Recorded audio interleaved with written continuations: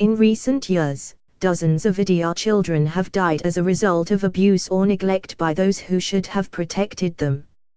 Marissa Kwiatkowski /Indistar. IDR Department of Child Services Director Mary Beth Bovtura, photo, provided by Department of Child Services. Mary Beth Bovtura, the well-respected director of the IDR Department of Child Services, presented a dire warning in her resignation letter: a continuation of state policies will all but ensure children will die. Her words are at hyperbole. They come from a woman who is willing to walk away from her $160,000 a year post to make a statement about the welfare of Hoosier children. The response? A shrug by Republicans at the State House. Democrats, responding with appropriate urgency, demanded an investigation into Bovtura's claims that cuts to DC's funding are systematically putting children at risk. Their request, in a Republican-strong legislature, was handily rejected. IDR Sen Karen Talia, D. Portage, made a motion to hold a special meeting of the State Budget Committee to look into concerns detailed in Bovtura's letter. Her motion was defeated, but State Budget Committee Chairman Ryan Mishler, Abram, said he would add discussion of DCs to the agenda for the next meeting in March or April. Next March or April. If that gesture doest show lack of concern for the safety of Hoosier children, I don't know what does.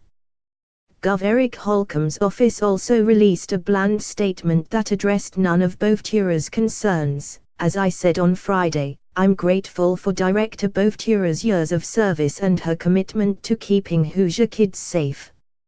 I share that commitment, and that's why the state continues to make investments in the agency.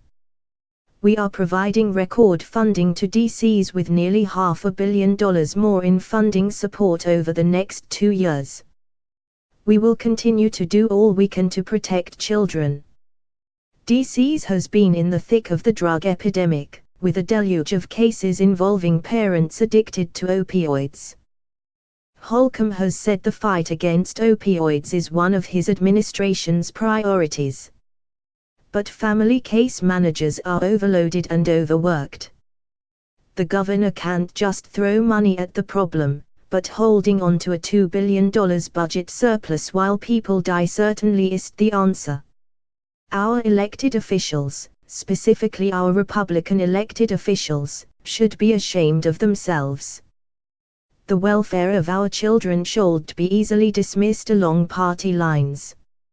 So how can the reaction be so different among those we entrust to do what is best for all Hoosiers? Bovtura doest appear to be some disgruntled employee. She was specific with her concerns. She cited 4 problems that need to be resolved.